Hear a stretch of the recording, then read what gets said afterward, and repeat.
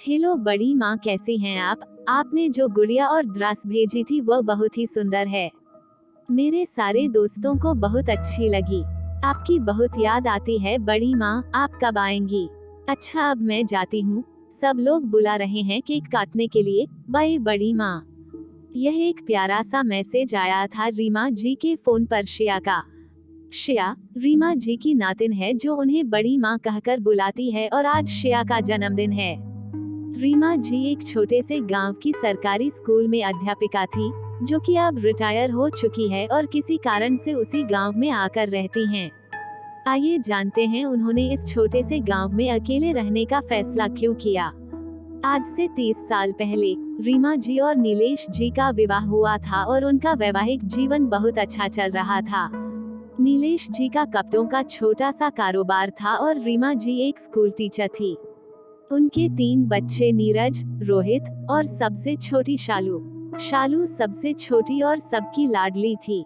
लेकिन अचानक एक दिन नीलेश जी की सड़क दुर्घटना में मृत्यु हो गई। अब घर और बच्चों की सारी जिम्मेदारी अकेले रीमा जी पर आ गई, जो कि रीमा जी ने बखूबी निभाया। दोनों बेटे पढ़ लिख कर अपने पैरों पर खड़े हो गए और अपनी पसंद की लड़कियों से शादी कर ली।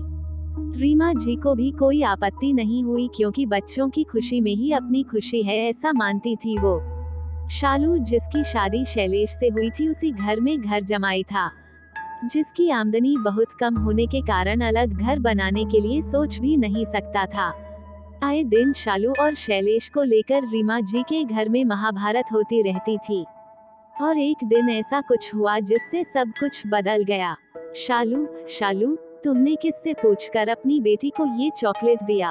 और देखो उसने क्या किया। पूरा चॉकलेट राज के कपड़ों पर लगा दिया। ये चॉकलेट मैंने अपनी सहेली के बेटे के बर्थडे पार्टी के लिए मंगवाए थे, तुम्हारी बेटी के लिए नहीं।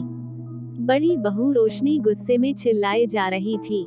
लेकिन मामी, मैं तो राज को चॉकलेट खिला रही थी, वह तो गलती से गिर गया, श्रेया ने कहा।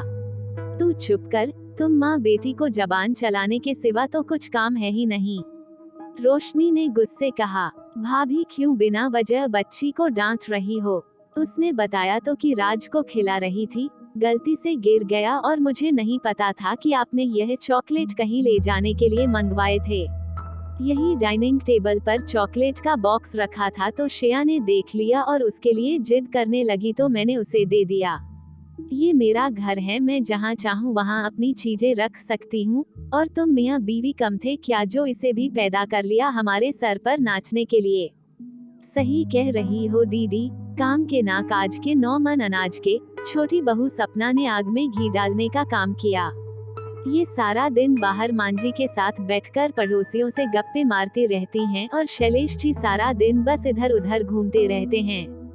खाने के समय आ जाते हैं, जानते हैं आराम से बैठे बिठाए खाने को मिल रहा है तो काम करने की क्या जरूरत है।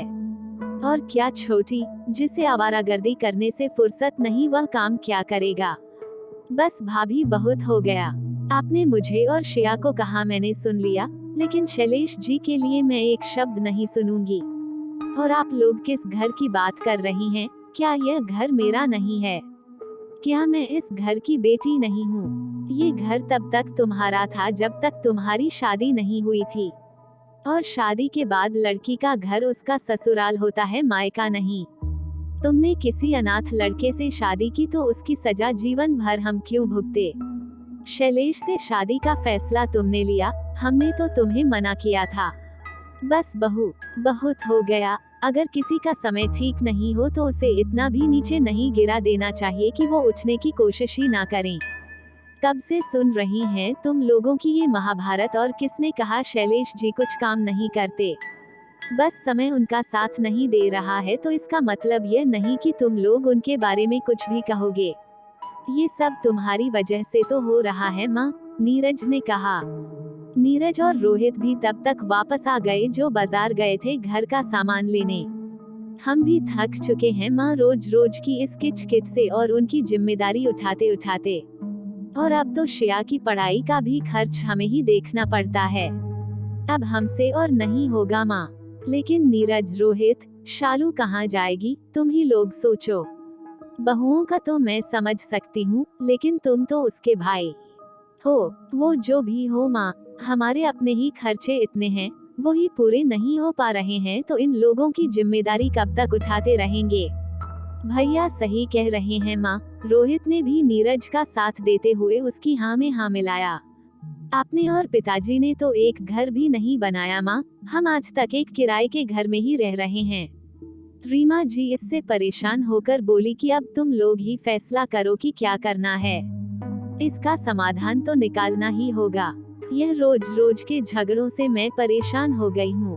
दोनों बेटों और बहुओं ने मिलकर यह फैसला लिया कि शालू को घर से जाना होगा। जब रीमा जी ने इसका विरोध किया तो बड़ी बहू रोशनी ने कहा, माँ जी आप भी क्यों नहीं शालू के साथ ही चली जाती हैं, हमारी भी बला टले। रीमा जी ने फैसला मंजूर कर लिया और बेटी दामाद के साथ दूसरे शहर में नए सिरे से जिंदगी की शुरुआत की। अपनी जमा पूंजी लगाकर दामाद को एक छोटी सी किराने की दुकान खुलवा दी और उनकी पेंशन से घर का खर्च और शालू की बेटी श्रेया की पढ़ाई का खर्च चल रहा था। धीरे धीरे समय का पहिया घूमा और शैलेश एक किराना स्टोर चलाने वाले से होलसेल व्यापारी बन गए। लेकिन कहते हैं ना कि पैसे के साथ घमंड भी आता है, और वही हुआ। अब रीमा जी की उसी घर में नौकर बराबर भी इज्जत नहीं रही। दामाद तो दामाद, जब बेटी भी भला बुरा बोलने में पीछे नहीं रहे तो कैसा लगेगा। जिसके लिए अपना सब कुछ छोड़ा, आज उसके लिए ही बोझ बन गई।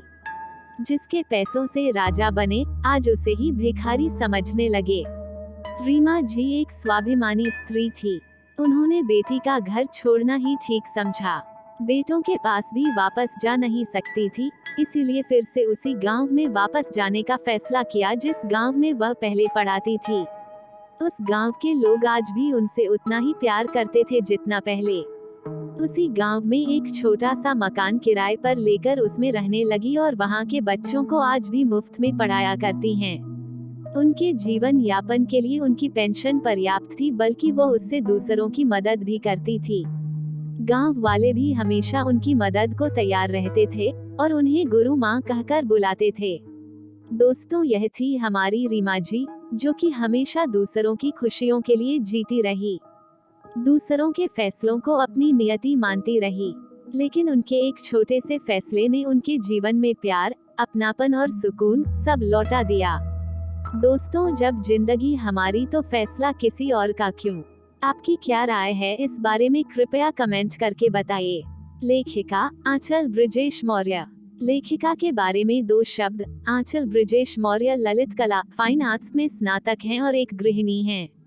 ललित कला फाइन आर्ट्स के अलावा उनकी रुचि विभिन्न विषयों पर कहानियां, कविताएं और ब्लॉग लिखने में है।